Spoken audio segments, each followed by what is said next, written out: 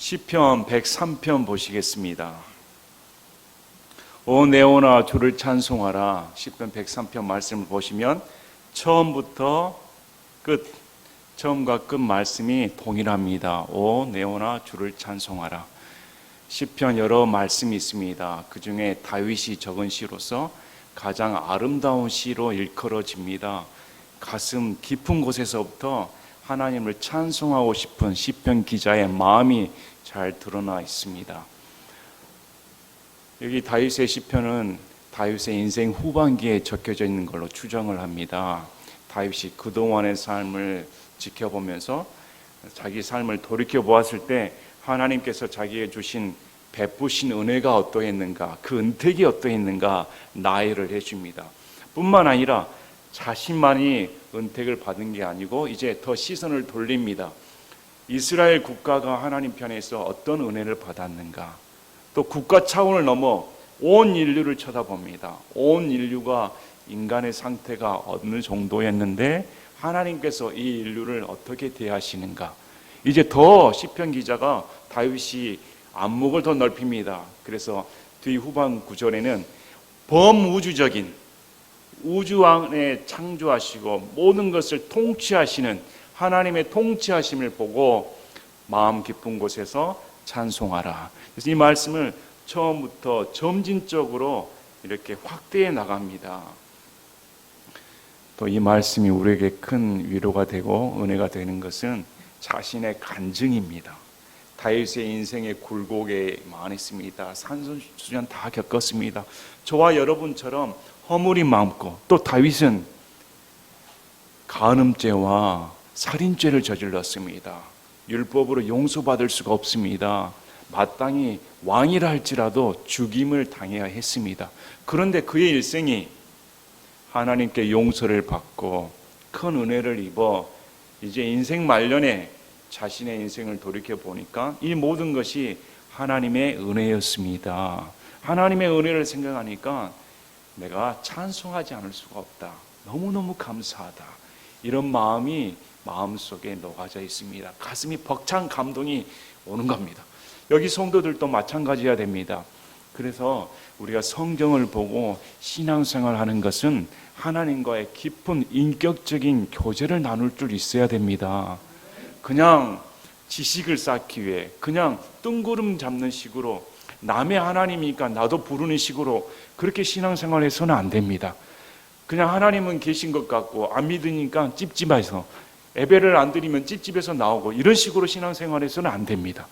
진짜 인격적인 하나님, 내 삶 가운데 오셔서 나를 주관하시고 이끄시는 하나님, 이 하나님을 찬송할 수 있는 것은 정말로 내가 하나님을 만나 하나님께서 내 삶을 이렇게 인도해 주셨습니다.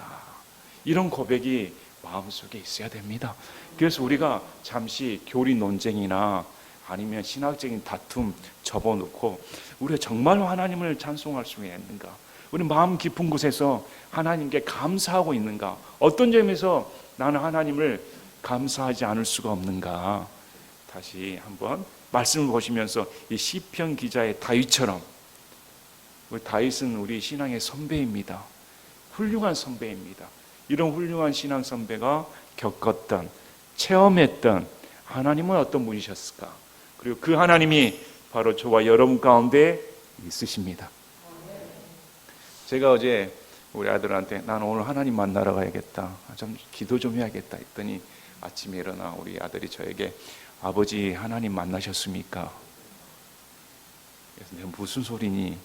내가 그렇게 말하는 것은 예배드리기 위해 기도하는 시간을 따로 갖는 것이고, 내가 예수님을 믿는 순간 그분은 내 안에 들어와 이미 나와 함께 영원히 살고 계신다. 이미 내가 의식하지 못한다 할지라도, 내가 그분을 인지하지 못한다 할지라도 그분은 말씀대로 내가 예수님을 내 구주로 영접하는 순간 성령 하나님께서 내 안에 들어와 나를 떠나지 아니하시고 내 안에 계신다. 그래서 하나님은 저 멀리 떨어져 계신 분이 아닙니다. 바로 나와 함께 오늘도 행동하고 계시며 마음을 쓰고 계시며 인도하시는 분이시다. 그런 인격적인 하나님을 만나야 됩니다. 그래서 오늘 다시 말씀을 보시면서 여러분 가운데 의기소침해 주신 분이 계십니까? 아니면 몸이 병들어서 낙심이 되신 분이 계십니까? 아니면 이 세상 가운데 소망이 없어서 좀 희망을 찾기 어려운 분이 계십니까? 그러면 이 다윗의 시편을 보시고 내 마음 가운데 전심으로 하나님을 찬송해야겠다. 이 찬송할 수 있는 마음. 세상에 가장 큰 보물이 뭡니까? 세상에 가장 우리에게 줄 수 있는 행복이 뭡니까? 예수님 만난 겁니다. 예수님 만난 만큼 이 세상에 줄 수 있는 선물은 없습니다. 예수님만큼 다른 귀한 존재는 없습니다. 예수님을 얻으면 다 얻은 겁니다. 그래서 오늘 말씀을 보시면서 이 다윗의 안목으로 전체적으로 다윗이 체험했던 그런 간증이 바로 저와 여러분의 삶 가운데 펼쳐지기를 간절히 원합니다. 자, 1절에 오 내 영혼아 주를 찬송하라. 내 속에 있는 모든 것들아 그분의 거룩하신 이름을 찬송하라. 여기서 거룩하신 이름을 찬송하라. 이름을 아는 것은 인격적인 만남입니다. 내가 누구를 안다. 성경에서 내가 누구를 안다. 이름은 그 사람 전체를 받아들이는 겁니다. 우리가 이름, 모든 창조물 위에 가장 뛰어난 이름은 누구입니까? 예수님입니다.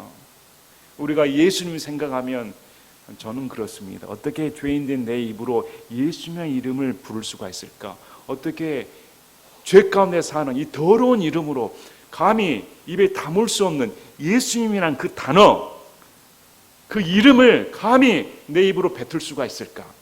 그 이름만 생각하면, 바로 내게 주어진 그 이름만 생각하면 찬송하지 않을 수 없습니다. 지금 다윗은 예수님의 이름을 생각했을 때, 하나님의 이름을 생각했을 때, 우리 교회에 와서 이렇게 말씀하신 분이 있었습니다. 우리 교회에 와서야 구약의 여호와 하나님이 예수님이라는 사실을 알게 되었다. 요한복음은 구약의 여호와 하나님이 지금 인간의 몸을 입어 육체로 이 땅 가운데 걸어가셨던 예수님이시다 이렇게 말씀을 합니다.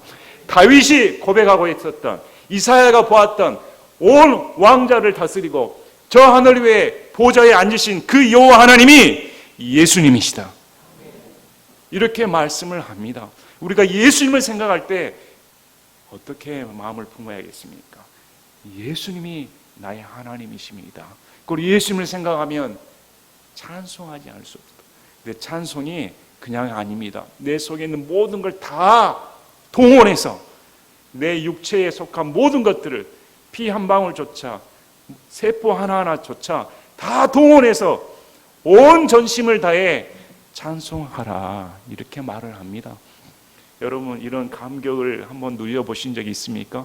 정말 내가 내 형편과 상관없이 지금 상황과 상관없이 온 힘을 다해 이 거룩한 이름 예수님을 알았다는 사실에 놀라서 너무 감격해서 찬송하신 적이 있으십니까?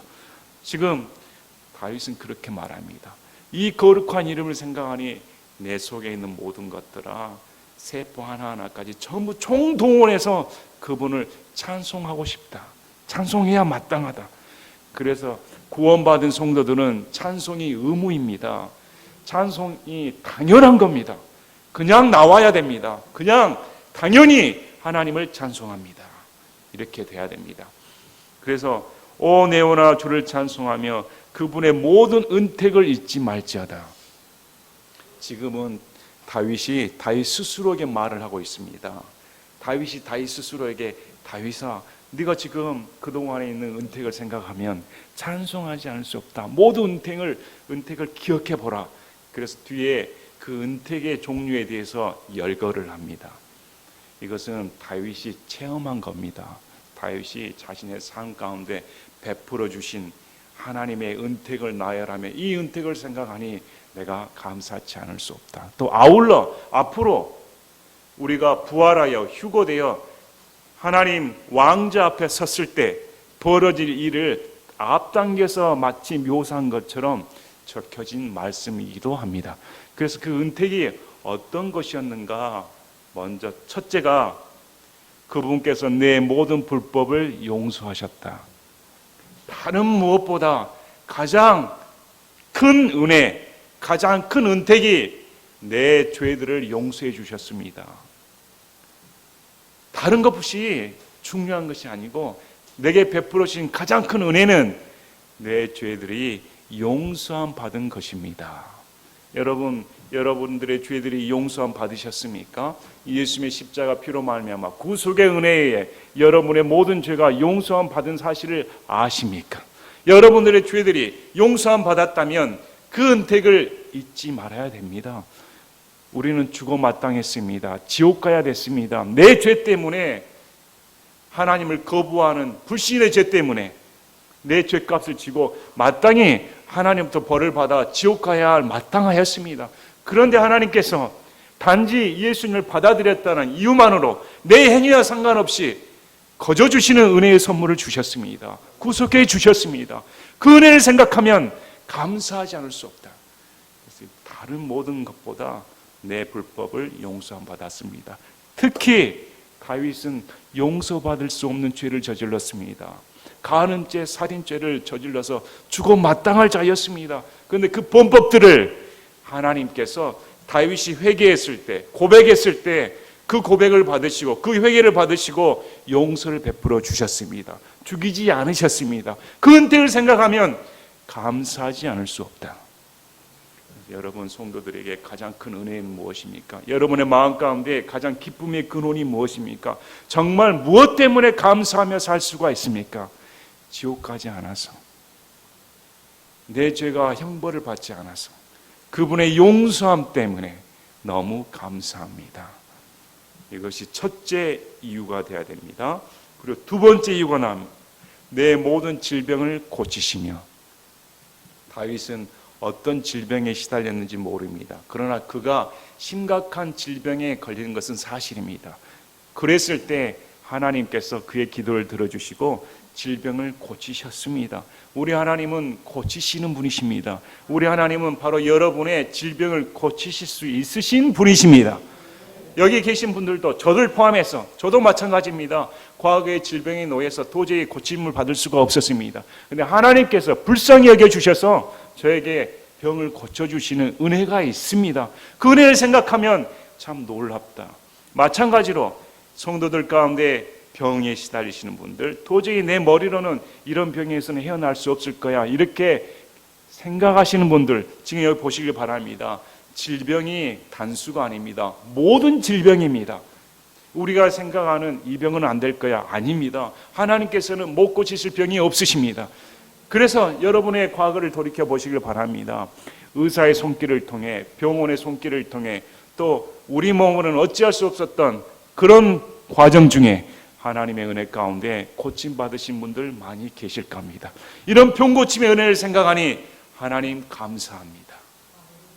또 세 번째, 내 생명을 멸망에서 구속하시고, 구속했습니다.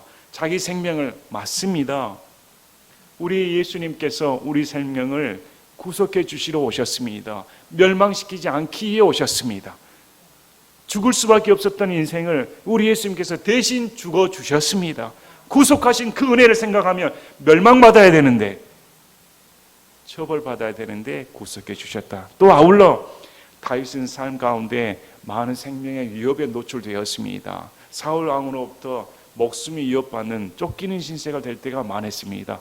한참을 못 내다보는 그 위태로운 상황 가운데도 하나님께서 다윗을 지켜주셔서 생명을 보존시켜 주셨습니다. 멸망치 않게 도와주셨습니다. 마찬가지입니다. 지금도 하나님은 우리를 지켜보호하여 주십니다. 지금도 여러분의 삶 하나하나, 숨쉬는 모든 호흡 하나하나를 하나님께서 붙잡아 주고 계시기 때문에 지금 여기 나와 우리가 예배 드릴 수가 있습니다. 여러분의 호흡이 누구 겁니까? 여러분의 숨쉬는 것이 누구 덕분입니까? 예수님 덕분입니다. 이걸 생각하니 내 구속해 주신 우리 구속주를 생각하면 감사하다. 또 인자하심과 친절한 긍휼로 내게 관을 씌우시며. 다윗 보시기 바랍니다. 다윗은 왕입니다. 훌륭한 군인이었습니다. 또 뛰어난 시편 기자였습니다. 그의 재능은 놀랍습니다. 연주도 잘합니다. 음악에도 정통했습니다. 다방면에 재능이 뛰어난 사람이었습니다. 그러나 그는 하나님께서 택하시기 전에는 그냥 나이 어린 목동에 불과했습니다.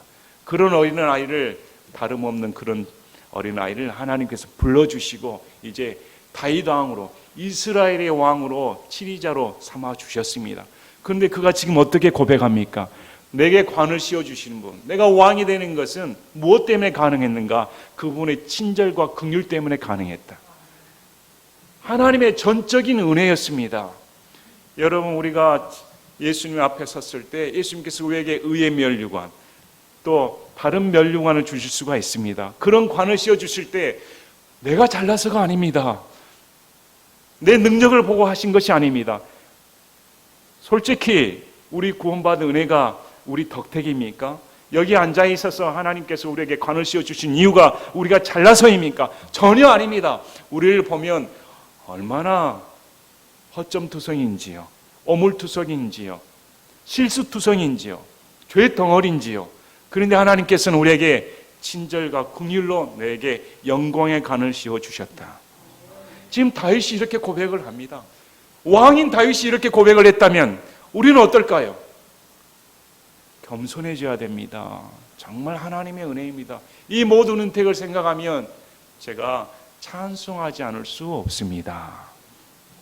자, 좋은 것들로 내 입을 만족해 하사 내 젊음을 독수리의 젊음같이 새롭게 하시는도다. 이제 다윗이 끝으로 이렇게 고백을 합니다. 나이 늙어 육체는 쇠진합니다. 여기 안 늙을 사람 한 명도 없습니다. 그러나 바울이 고백하는 것처럼 우리의 육체는 쇠해져 가나 우리 속사람은, 진짜 나는, 진짜 속에 있는 나는 날마다 새로워진다, 강건해진다. 예수님 때문에 그렇습니다. 독수리가 털갈이한 것처럼, 새롭게 변신하는 것처럼 예수님을 만나면 우리 인생이 늘 새로워집니다. 나이 늙어도 얼마나 기쁜지요. 너무너무 기쁩니다. 여러분 기쁨이 있으십니까? 여러분 주름살 지신 분들이 교회에 나와 젊은 사람 못지않게 해맑은 웃음으로 하나님을 찬송하는 모습을 보면 얼마나 아름답습니까? 어느 것이 어떻게 가능할까요? 안에 예수님이 계시니까, 안에 성령님이 계시니까 인생이 청춘이 됩니다. 다른 거 없습니다. 예수님 만나면 청춘이 됩니다. 이런 은택을 생각하니 내 속에 있는 것들아 다 주님을 찬송하라, 이렇게 말을 합니다.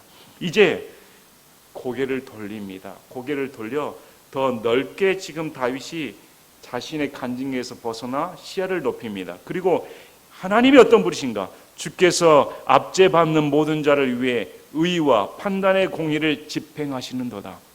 우리 주님은 거짓을 놔두질 않습니다. 우리 주님은 악을 놔두지 않습니다. 거짓과 악은 반드시 하나님께서 심판하십니다. 또 억압받는 자, 멸시받는 자, 천대받는 자를 그대로 놔두지 않습니다. 억압받는 자를 위해 하나님께서는 공의로 심판하신다. 다윗이 이렇게 말을 합니다. 그분은 공의로우신 분입니다. 의로우신 분이십니다. 편법이 없으십니다. 편애가 없으십니다. 그래서 이 주님이 주신 이 주님의 은혜의 고백을 하며 이제 시야를 돌려 이스라엘에게 어떤 은혜를 베풀어 주셨는가? 그분께서 자신의 길들을 모세에게 알리시고 자신의 행적들을 이스라엘 자손에게 알리셨도다. 다윗은 이스라엘 사람이었습니다. 그런데 하나님께서 이스라엘 민족에게 구원시키시고자 모세에게 알리셨고 이스라엘 민족들에게 하나님의 놀라운 구원의 역사, 기적의 역사를 베풀어 주셨습니다. 한마디로 이스라엘 민족은 하나님의 구원을 체험한 민족이었습니다. 이것이 하나님의 은혜입니다. 이렇게 나옵니다. 자, 그리고 이제 8절 9절은 하나님에 대한 정의를 내립니다. 다윗이 믿었던 하나님은 어떤 분이신가? 이 하나님의 정의, 이름의 정의가 무엇인가? 이렇게 나옵니다. 8절 9절. 주께서는 긍휼이 많으시고 은혜로우시며 분노하기를 더디하시고 긍휼이 풍성하시니 그분은 항상 꾸짖지는 아니하시며 자신의 분노를 영원히 품지도 아니하시리로다. 이 8절 9절 말씀은 앞으로 전개될 하나님께서 인류와 하나님께서 통치를 베풀어 주시는데 이거에 대한 요약절입니다. 이 주님이 어떤 분이신가? 우리 출애굽기 34장 5절 6절 말씀하고 동일합니다. 출애굽기 34장 5절 6절 보면 모세 앞에 하나님께서 나타나 주셔서 하나님이 어떤 분이신가? 여호와 하나님이 어떤 분이신가? 동일하게 말씀을 합니다. 출애굽기 34장 5절 6절 주께서 구름 가운데서 내려오사 그와 함께 거기 서시고 주의 이름을 선포하시니라. 주께서 그의 앞으로 지나가시며 선포하시되 나는 주니라. 긍휼이 많고 은혜로우며 오래 참고 선함과 진리가 풍성한 주 하나님이시니라. 우리 하나님은 긍휼이 많으십니다. 불쌍히 여겨주시는 분입니다. 또 은혜로우신 분이십니다. 노하기를 더디하십니다. 쉽게 화를 내지 않습니다. 오래 참으십니다. 이 하나님이 내가 믿는 하나님입니다. 하나님께서 쉽게 분노하시면 여기 계시는 분들 다 죽습니다. 하나님께서 그냥 우리에게 자비를 베풀지 아니하시고 우리의 죄된 속성대로 바로 하신다면 여기 남아있을 사람 다 없습니다. 온 인류가 하나님 앞에 다 죽어 마땅합니다. 그런데 그 하나님은 은혜로우시고 긍휼이 풍성하시며 노하기를 더디하신다. 오래 참으신다. 이렇게 말씀합니다. 그분은 항상 꾸짖지는 아니하시며 자신의 분노를 영원히 품지도 아니하신다. 분노가 항상 마음속에 삭히면서 우리 인생을 그렇게 진노의 대상으로 보지를 않습니다. 그러나 우리 인생은 어떻습니까? 우리 인생은 누가 나에게 섭섭하게 하거나 누가 나에게 악하게 대하면 우리들의 반응은 어떻습니까? 우리의 악한 감정이 풀어집니까? 아닙니다. 언젠가는 대갚아 줘야겠다. 악한 감정에 시달려서 얼마나 마음속에 악한 생각을 품습니까? 그러나 하나님은 인생이 아니십니다. 이런 속성이 이제 뒷구절부터 나열이 됩니다. 이런 하나님이 어떻게 하셨는가? 자, 그래서 10절에 그분께서 우리 죄들에 따라 우리를 다루지 아니하시고 우리 불법들에 따라 우리에게 갚지 아니하셨으니 하늘이 땅에서 높은 같이 그분을 두려워하는 자들을 향한 그분의 긍휼이 크도다. 하나님의 긍휼하심, 하나님의 은혜로우심, 하나님의 참으심이 어느 정도신가? 우리의 죄들에 따라 갚지 아니하신다. 제가 어느 분과 아프신 분과 통화를 하였습니다. 그 아프신 분이 말기암 환자입니다. 근데 이렇게 가정이 힘들어지고 말기암 상태가 되니 주변의 성도들이 동정은 못할 망정 이렇게 된 게 죄가 많아서입니다. 얼마나 상처가 준 말입니까? 그래서 제가 그 말을 듣고 그 사람 아직 안 죽었습니까? 그 사람 아직 살아 있습니까? 그렇게 말을 한 사람은 죄 안 짓습니까? 만약에 죄 가운데 죄로 암에 걸렸다면 다행한 일이죠. 죄 가운데 하나님께서 처벌한다면 다 지옥 가야 됩니다. 암으로 끝날 문제입니까? 다 즉사해야 됩니다. 맞지 않습니까? 어떻게 그런 말을 할 수가 있을까? 어떻게 본인은 정당하다고 그렇게 말할 수가 있을까? 아닙니다. 하나님은 그런 분이 아닙니다. 하나님은 저와 여러분에게 너는 죄를 지었으니까 암 환자, 너는 죄를 지었으니까 죽어 마땅해. 그렇게 말하면 이 온 인류는 다 살 사람 한 명도 없습니다. 하나님께서는 긍휼이 많으셔서 우리의 죄들에 따라 갚지 아니하신다. 그것은 하늘이 땅에서 높은 같이 감히 우리가 그 측량을 할 수가 없습니다. 감히 그 높이를 상상할 수가 없습니다. 그렇게 긍휼이 많으시다. 여러분, 여러분의 인생 가운데 하나님께서 긍휼을 베푸신다고 생각하십니까?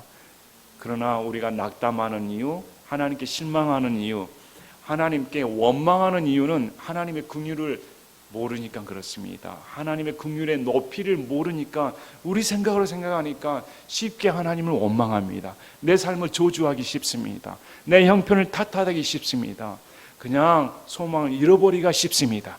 그런데 지금 다윗은 아니다고 말합니다. 그분의 긍휼하심, 이것은 측량할 수가 없습니다. 이렇게 말합니다. 그런데 이렇게 말을 합니다. 어느 정도 긍휼이 컸는가? 동이 서에서 먼 것 같이 그분께서 우리 범법들을 우리에게서 멀리 옮기셨습니다. 하나님께서는 우리에게 악을 품지 않으십니다. 분노를 품지 아니하신데 그걸 이렇게 말을 해줍니다. 동이 서를 만날 수가 있습니까? 여러분, 동쪽으로 가는 사람하고 서쪽으로 가는 사람하고 지구가 아닌 둥근 것이 아닌 이상 만날 수가 없습니다. 이렇게 멀리 버려버린 것처럼 하나님은 기억하지 아니하신다. 우리 이사야 43장 25절에 나 곧 나는 나 자신을 위해 너의 범법들을 지워버리는 자요 내가 내 죄들을 기억하지 아니하리라. 하나님께서는 하나님 자신을 위해 우리의 범법들과 죄들을 지워버리시고 기억하지 아니하신다. 인간들하고 다릅니다. 용서받은 자, 구원받은 자, 예수님의 십자가를 믿는 자, 예수님의 피로 깨끗함을 받은 자, 그 죄는 기억하지 아니하신다. 여러분, 여러분의 죄를 하나님은 모르십니다. 하나님은 아실 수가 없습니다. 지워버리셨으니까. 포맷시켜버렸습니다. 우리가 예수님을 믿는 순간 우리는 포맷돼 버린 겁니다. 다시 새 출발하는 겁니다. 완전히 다른 사람으로 봅니다. 동의서에서 본 것 같이 만날 수가 없습니다. 범법들은 던져버리셨다. 얼마나 큰 은혜입니까? 그런데 이런 은혜를 생각하면 어떻게 하나님의 긍휼을 의심할 수가 있습니까? 하나님, 내게 이런 긍휼을 베풀어 주셔서 내가 천국에 갈 수 있는 은혜를 주시니 얼마나 감사한 일입니까? 이제 아버지가 자기 자식들을 불쌍히 여기는 것 같이 주께서 자신을 두려워하는 자를 불쌍히 여기시나니 이는 그분께서 우리의 구주를 아시며 우리가 먼지임을 기억하시기 때문이니라. 다윗은 자신의 간증에서 벗어나 이스라엘 민족을 구원하신 하나님의 은혜를 벗어나 이제 온 인류의 상태에 대해 말을 합니다. 지금 자신을 포함해서 저는 먼지입니다. 이렇게 말합니다. 신앙이 성숙해 갈수록 하나님을 깊이 알수록 우리가 고백하는 것은 저는 먼지만도 못합니다. 아무것도 아닙니다. 우리 인생이 먼지에 불과합니다. 여러분, 비행기를 타고 조금만 올라가 보시길 바랍니다. 여러분이 보입니까? 보이지도 않습니다. 건물도 조그맣게 보입니다. 그 건물도 너무 높이 올라가면 보이지도 않습니다. 지구를 떠나 먼 우주에서 보면 지구가 보일까요? 그 광활한 우주의 지구는 지구 안에 있는 모래 하늘만큼도 못합니다. 그런데 어떻게 우리 인생이 보이겠습니까? 하나님을 모를 때는 우리 인생이 최고로 합니다. 자신만을 으시으시 되면서 합니다. 예수님 믿고 여러분 어떤 감정을 느낍니까? 어떻게 내가 예수를 믿고 살았을까? 예수를 모르고 산 것이 기적이다 생각합니다. 어떻게 많은 사람들은 예수를 모르고 저렇게 오늘도 생활할 수가 있을까? 나는 예수님 없이는 못 사는데, 예수님의 긍휼 없이는 못 사는데, 예수님께서 나를 잡아주지 않으시면 못 사는데 어떻게 예수님 없이도 저렇게 떳떳하게 살 수가 있을까? 그 밑에는 다 지옥 불바다인데 우리 발 속에, 발 밑에, 지금 이 땅 밑에 지옥 불덩이인데 죽으면 한낱 그 인생이 지옥 갈 수밖에 없는 운명인데 어떻게 저렇게 살 수가 있을까? 모르고 살 수가 있을까? 예수님 믿으니까 얼마나 감사합니까? 예수님 믿으니까 이 먼지 같은 인생이 얼마나 감사합니까? 그래서 하나님께서는 우리를 아버지가 자식을 불쌍히 여기는 것처럼 우리 먼지 같은 인생을 자식으로 봐주십니다. 한낱 먼지 같은 인생을 하나님께서, 예수님께서 어떻게 저 높은 왕자에서 우리를 볼 때 먼지 못한 인생을 나은 사람을 위해 구원하시기 위해 이 땅에 내려오실 수가 있을까? 이건 마치 아버지가 자식을 위해 목숨을 바치는 것처럼 하나님께서 우리를 위해 불쌍히 여겨주셨다. 이렇게 말씀을 합니다. 자, 사람에 관한 한 그의 날들은 풀과 같고 그가 번영하는 것은 들의 꽃과 같도다. 바람이 그것의 위를 지나가면 그것이 없어지나니 그것이 있던 자리도 다시는 그것을 알지 못하리라. 다윗은 왕이었습니다. 모든 영예를 누렸습니다. 그런데 그 모든 영예도, 그 모든 부귀도, 그 모든 명예도, 그 모든 물질도 바람이 불면 꽃은 다 떨어져 버립니다. 풀은 시들어 버립니다. 잡을 수가 없습니다. 여러분 손으로 바람을 잡을 수가 있습니까? 여러분 한번 손으로 바람을 잡아보시기 바랍니다. 잡을 수가 없습니다. 여러분 세월을 멈출 수가 있습니까? 더 늙고 싶지 않을 수가 있습니까? 세월을 붙잡아 둘 수가 있습니까? 아무도 할 수가 없습니다. 세월이 지나가고 저와 여러분도 흙과 먼지로 돌아갈 수밖에 없습니다. 이 세월에 이게 장사는 없습니다. 인생이 마찬가지입니다. 아무리 부귀영화 누리고 그렇게 아름답게 보였던 연예인 보시기 바랍니다. 몇 년 안 나왔다가 TV에 나오면 어떻게 저렇게 폭삭 늙었지? 세월의 장사가 없습니다. 아무리 고운 것을 자랑을 한들, 아름다운 걸 자랑한들, 부귀를 자랑한들 결국은 한 줌의 흙으로 돌아갈 수밖에 없는 먼지 못한 존재입니다. 다윗이 그렇게 말합니다. 우리 인생이 무언가? 시들 수밖에 없는 꽃과 같다. 떨어질 수밖에 없는, 바람이 불면 흔적조차 없어져 버립니다. 그런 인생을 아시고 우리 하나님께서 이런 인생을 불쌍히 여겨주셨다, 이렇게 말합니다. 자, 그러나 주의 긍휼은, 이렇게 나옵니다. 이런 인생인데 그러나 이에 반해 주의 긍휼은 그분을 두려워한 자들에게 영원부터 영원까지 일하며 그분의 의는 자손들의 자손들에게 미치나니 곧 그분의 언약을 지키고 그분의 명령들을 기억하여 행하려 하는 자들에게 미치는도다.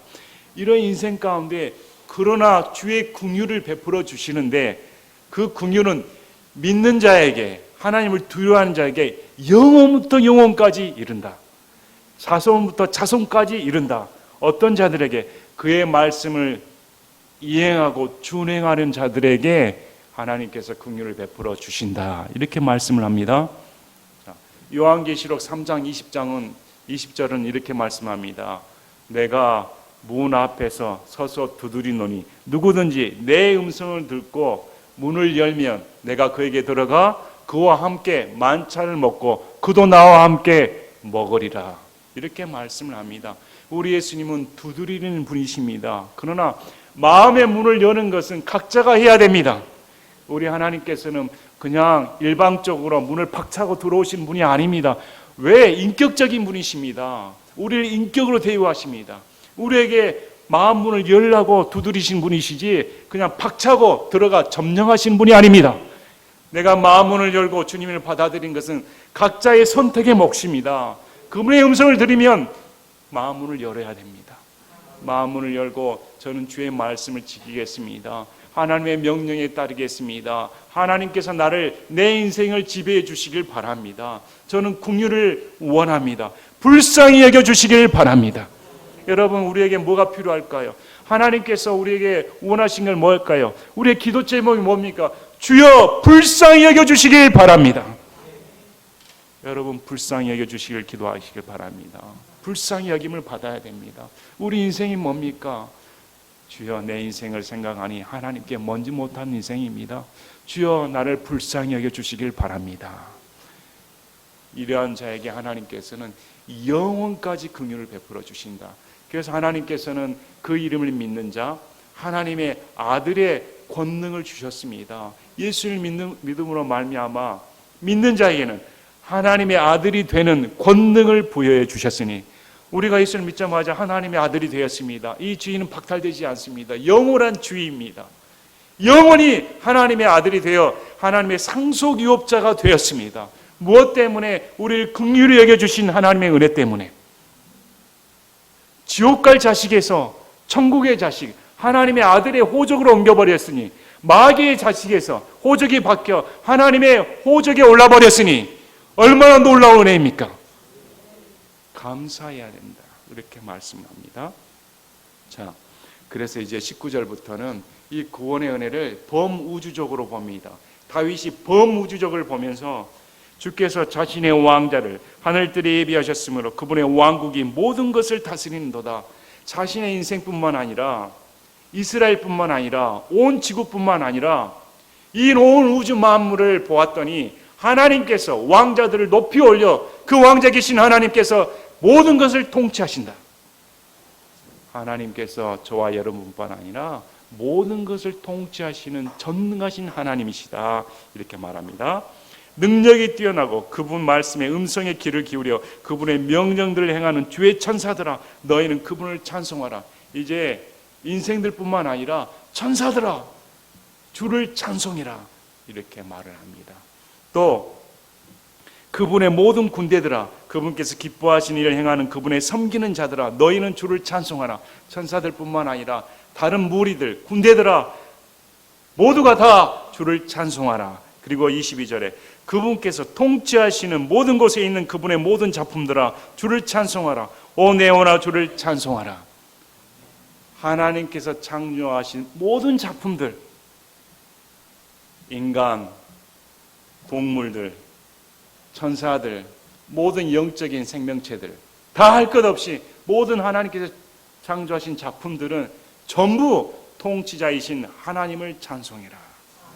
이렇게 말씀을 합니다. 우리는 자신만을 위해 기도할 때가 쉽습니다. 하나님께 달라고만 어린 양이처럼 옹알옹알 거릴 때가 많습니다. 그러나 다윗의 신앙을 보십시오. 다윗이 어떻게 말합니까? 간구하지는 않습니다. 순 기도 내용이 뭘 달라는 기도 내용이 아닙니다. 그는 자신의 삶 가운데 베풀어주신 은택을 생각하니 감사치 않을 수 없습니다. 온 인류를 향하신 예수님의 구원의 은혜를 생각하면 감사치 않을 수 없습니다. 뿐만 아니라 전 세계를, 전 우주를 창조하신 그리고 운행하시며 통치하시는 하나님의 전능하심을 생각하니 이 인생에, 뭔지 못한 인생이 할 수 있는 거라고는 찬송하지 않을 수가 없습니다.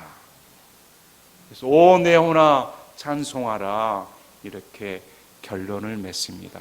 그래서 우리는 하나님께서 찬송하라고 지금 선택한 하나님의 백성들입니다.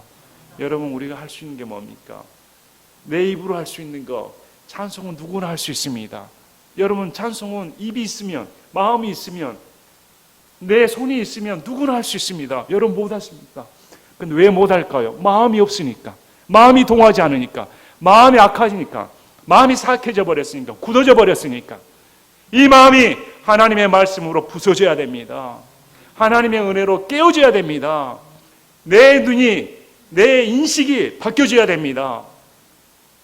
그러할 때 이 다윗처럼 내 전심을 다해, 내 온 마음을 다해 주를 찬송하라, 이렇게 고백을 할 수가 있습니다. 여러분, 여러분이 찬송한 이유가 하나가 있습니까? 정말 한 가지라도 여러분이 찬송한 이유가 있습니까? 구원받으자라면 어떻게 구원받은 은혜를 찬송하지 않을 수 없습니까? 그 은혜 하나만으로도 우리는 평생, 아니 영원토록 찬송해도 부족합니다. 더불어 우리 인생 가운데 지금까지 지켜주신 하나님의 은혜를 생각해 보시길 바랍니다. 물론 지금 어려운 상황 가운데 계신 분도 계십니다.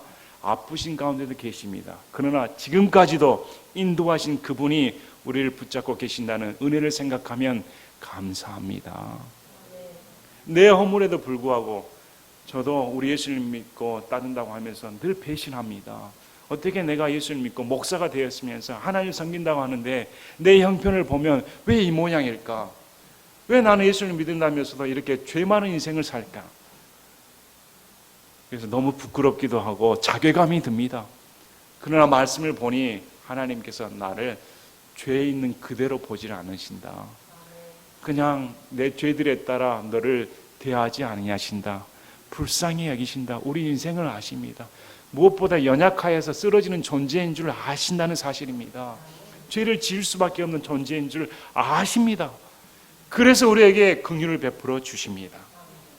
우리 오늘 말씀 보시면서 다윗에게 긍휼을 베풀어 주신 이 하나님의 은혜를 생각하면 내가 어떻게 해야 될까?